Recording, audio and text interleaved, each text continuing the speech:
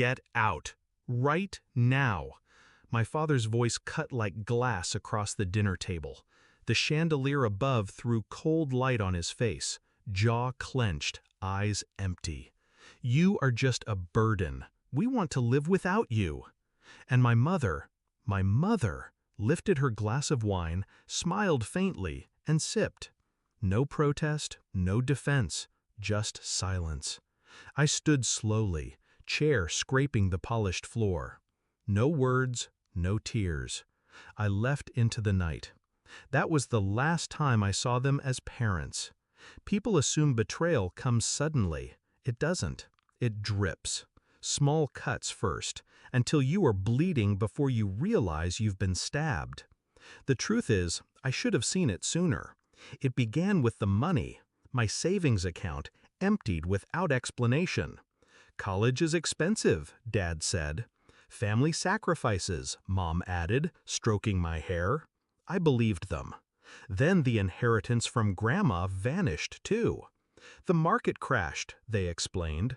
I swallowed it, because children aren't supposed to question.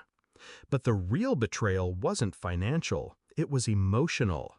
Every achievement dismissed, every effort mocked. I was their scapegoat, their disappointment, their mistake. And they enjoyed reminding me. The dinner was just the performance's final act. I saw it in their eyes. This wasn't sudden anger. It was planned. A script they'd written together. Throw me out, erase me, live lighter without the burden. But they forgot one thing. I don't disappear. I wait. The night I left, I didn't cry. I sat in a cheap motel room, staring at the ceiling. And in that silence, a clarity settled in my chest like steel. If family ties could be severed so easily, then I owed them nothing. If love was conditional, then loyalty was too. So I made a choice. I would not beg. I would not break. I would build. And when I was ready, I would burn them down. The plan started with patience. I took the jobs no one wanted. I studied when no one watched. I built my name brick by brick in a city where no one knew I belonged to them. Behind the scenes, I gathered property deeds, business records, tax files.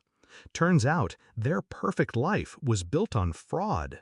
Shell companies, embezzled funds, loans taken in my name. They hadn't just stolen from me, they had built their empire on my identity. And that was the rope they'd hang themselves with. I contacted the right people, not with rage, but with evidence. Auditors, investigators, prosecutors. One quiet email at a time, one signed affidavit, one sealed envelope.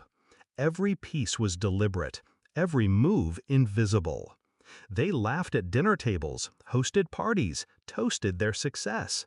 And I watched from the shadows, tightening the noose.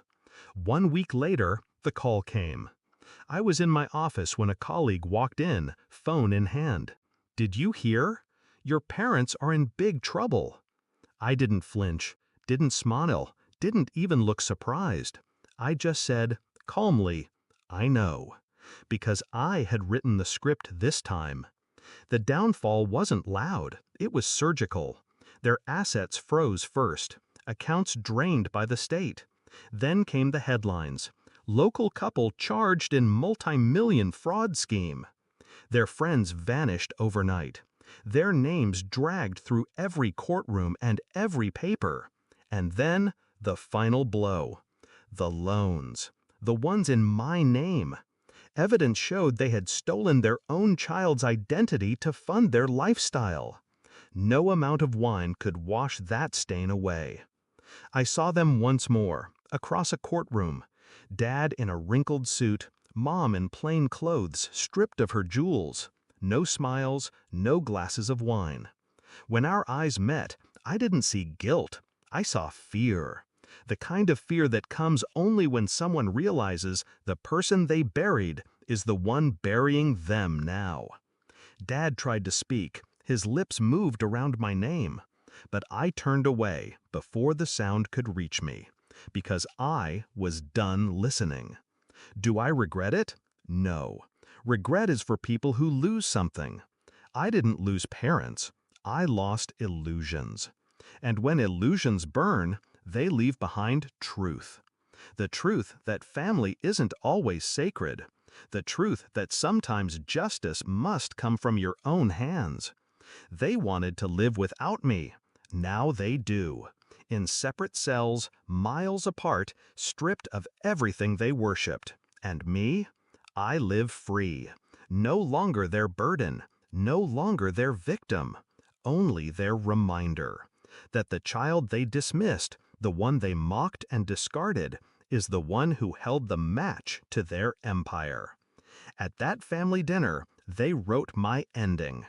But endings are just beginnings in disguise. They thought they were cutting me out. Instead, they carved the space I needed to rise. And when the reckoning came, I didn't scream. I didn't celebrate. I didn't even smile. I just whispered the truth I had carried since the night they threw me away. I know.